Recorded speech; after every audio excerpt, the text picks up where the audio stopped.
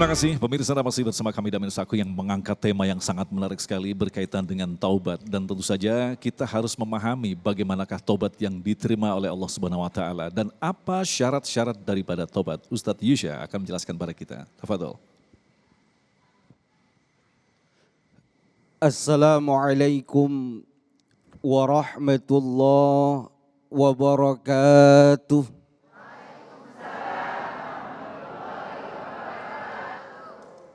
Alhamdulillah, alhamdulillah haqqa hamdi.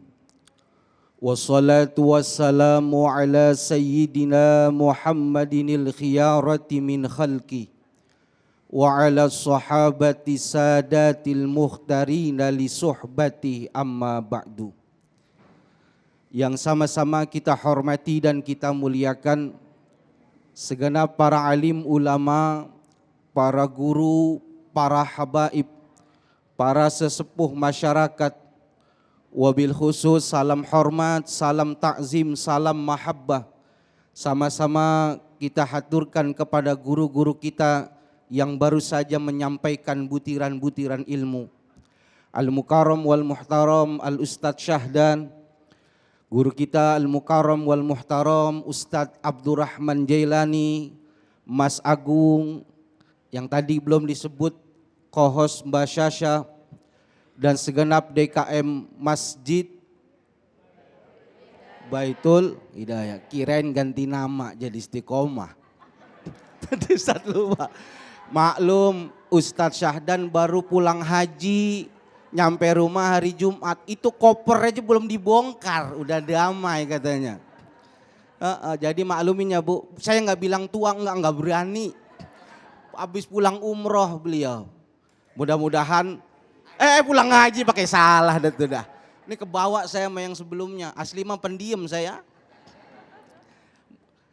Dan bapak-bapak, ibu-ibu jamaah Damai Indonesiaku dimanapun Anda berada. Di dalam kehidupan kita tidak ada seorang pun manusia yang bersih daripada dosa dan khilaf. Siapapun dia, apapun strata sosialnya pasti pernah melakukan kesalahan.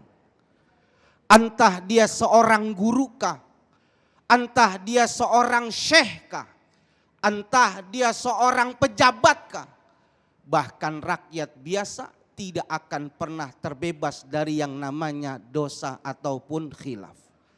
Ada ibu-ibu sini yang kagak punya dosa? Halo? Halo? Ada bapak ibu di sini yang nggak punya dosa? Rasa-rasanya nggak ada. Iya, rasa-rasanya nggak ada, kelihatan semua. Sama laki pada galak. 14 abad yang lalu Rasulullah SAW sudah memprediksi. Nabi mengatakan kullu bani Adam khata'un. Setiap anak Adam pasti pernah melakukan kesalahan, pasti pernah melakukan dosa. Kalau ngomongin dosa, bisa jadi kita bukan pelaku dosa, tapi tengkulak dosa. Beda pelaku sama tengkulak, kalau tengkulak mah borongan. Bisa jadi setiap waktu yang kita lewati tidak terlepas daripada kesalahan dan kekhilafan. Zahirnya hadir ke majelis ilmu, hadir ke majelis taklim. Matanya mandang saya. Telinganya dengerin suara saya. Tapi hatinya ngomongin saya. Nih Ustadz gendut banget. Makannya berapa karung ya? Ada yang begitu? Bohong. Kalau ada istighfar astagfirullah, itu yang istighfar maksud saya. Ini Ustadz gemuk banget. Ampe setan Bu, ibu masuk, bapak masuk ke masjid, setan gak berhenti godain kita supaya kita salah pasti. Itu kira-kira ngomongan tadi itu ngomongin Ustadz begitu baik apa kagak? Dosa apa enggak? Dosa. Allah tahu enggak? Tahu. Jangan lagi-lagi. Jangan lagi. Nah, Oleh karena itu Nabi melanjutkan wa khairul khotoina at-tawabun, sebaik-baiknya orang yang salah adalah orang yang bertaubat. Kalau kita sadar kita banyak salahnya, banyak dosanya, kudu taubat. Bagaimana caranya supaya taubat kita diterima? Ada syarat-syaratnya. Al-Imam Syatodimyati di dalam kitab Kifayatul Atqiyah mengatakan minimal ada 3 syarat orang kalau mau taubatnya diterima, ada 3. Ada berapa Pak? Ada 3. Harus ada 3 unsur ini kalau taubat kita mau diterima. Apa? Yang pertama, an-nadmu ala fi'liha. Harus menyesal pada saat melakukan kemaksiatan. Benar kata guru kita, kalau punya salah jangan bangga. Nyemplung got bangga. Mabok nyemplung, itu mah aib, jangan diomongin. Kata Imam Ibnul Qayyim Al-Jauziyah, enggak ada yang namanya tobat kalau tidak disertai oleh sebuah penyesalan. An-nadmu huwa at-taubah. Karena penyesalan adalah langkah pertama seseorang pengen bertaubat kepada Allah. Ada seorang sahabat Nabi diceritakan, satu saat dia keluar rumah. Pada saat dia keluar rumah tidak sengaja melihat tetangganya perempuan di dalam rumahnya sedang pakai baju dinas rumah. Ibu paham baju dinas rumah? Paham Bapak ya?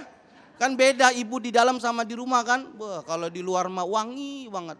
Dandanan kinclong banget. Dari habis subuh udah pakai bedak. Dia nggak sengaja ngelihat pakaian rumah lagi nggak rapi, terbuka auratnya, nggak pakai hijab. Ini sahabat Nabi melihat dengan syahwat. Tidak lama dia menundukkan kepalanya, dia istighfar mohon ampun atas kesalahannya. Tapi yang menarik, hanya sekali memandang dia menyesal, dia tobat kepada Allah. Setiap malam dia sholat tobat, dia nangis berulang-ulang. Ini sahabat sepanjang hidupnya kalau sholat di belakang Rasulullah. Semenjak melakukan kesalahan itu, jangankan datang ke masjid, sholat berjamaah. Melihat wajah Rasul nggak berani, kenapa? Malu karena maksiat, melihat seseorang yang tidak pantas untuk dilihat. Bahkan ibu hebatnya saking nyeselnya, sampai ke bawah sakit, kagak mau makan sakit. Sampai Nabi mengatakan, mana sahabat Fulan bin Fulan? Ya Rasul sakit. Sakitnya kenapa? Nyesel atas kesalahan, nggak sengaja melihat perempuan dalam keadaan tidak rapi. Apa yang Nabi katakan? Suruh sahabat kita taubat dengan sebenar-benarnya taubat. Dan aku akan memintakan istighfar, mohon ampun untuk dirinya. Suruh datang lagi ke masjid, jangan sampai nggak sholat jamaah. Maka disampaikan Bu, senang sahabat ini. Ada satu ayat ibu yang membuat sahabat ini senang. Al-Quran mengatakan, lau annahum izzalamu anfusahum ja'uka fastaghfarullaha wastaghfarolahumur rasul lawajadullaha tawwabar rahimah. Kalau orang zalim kepada dirinya sendiri, dia datang kepada Nabi Muhammad lalu minta saran, lalu dia mohon ampun kepada Allah dan Nabi memohonkan ampun untuknya dengan istighfar, maka dia pasti dapati pintu taubat terbuka luas. Udah dikasih tahu taubat, dia senang Nabi mohonin ampun, tapi tetap dia nggak berani ke masjid, malu sama Nabi Ibu. Bahkan Ibu, halo, nggak ada yang tidur kan ya? Tidur saya tinggal pulang nih. Bahkan Bu sampai datang sakitnya, sampai kurus, sampai mau sakratul maut. Maka Nabi datang dengan beberapa sahabat, jenguk sahabat ini. Hebatnya Nabi, welas kasihnya Nabi, itu kepala sahabat tadi diletakkan di paha Nabi. Paha yang mulia, paha yang Nabi pakai menopang badan untuk melakukan sholat malam. Paha yang mulia yang Nabi pakai untuk Isra Mi'raj menghadap kepada Allah. Diletakkan kepalanya, sahabat gak mau. Diletakkan lagi, sahabat gak mau. Kata Nabi, kenapa gak mau tahu di pahaku? Kata sahabat ini, ya Rasul, di kepala ini ada kedua bola mata yang pernah dipakai untuk maksiat, maka tidak pantas kepala yang penuh maksiat ini ditempelkan di betismu, di pahamu yang mulia. Maka singkat cerita meninggal sahabat ini. Maka Nabi hadir. Nabi datang dari rumah sahabat menuju pemakaman, jalannya jinjit. Sahabat bertanya, kenapa ya Rasul? seandainya dibuka hijab, maka pastilah kalian melihat kuburan ini sempit karena banyaknya para malaikat yang turun untuk hadir daripada menghadiri pemakaman. Kenapa? Dia menyesal atas kesalahannya. Insya Allah nanti kita sambut lagi. Masya Allah, luar biasa sekali tausiah yang disampaikan oleh Ustadz Yusya tentang syarat diterimanya taubat. Dan pemirsa, kali ini di sebelah saya sudah ada penanya. Dengan Bapak siapa Pak? Eko. Bapak Eko, silakan pertanyaannya disampaikan Pak. Assalamualaikum warahmatullahi wabarakatuh. Untuk para guru kita, mohon maaf pertanyaan singkat aja ya. Sekarang kan fenomena STMJ ya. Apa itu Pak, STMJ maaf? Sholat terus maksiat jalan. Masya Allah. Ya, itu bagaimana cara taubatnya orang-orang atau saya lah yang mungkin seperti itu. Itu aja lah, pendek saja pertanyaan. Terima kasih. Assalamualaikum warahmatullahi wabarakatuh. Waalaikumsalam warahmatullahi wabarakatuh. Mengenai fenomena STMJ Ustadz. Nah, kita akan membahasnya pemirsa, tentu saja akan dijawab oleh para narasumber kita di segmen selanjutnya. Tetap bersama kami di Damai Indonesiaku. Ingatlah.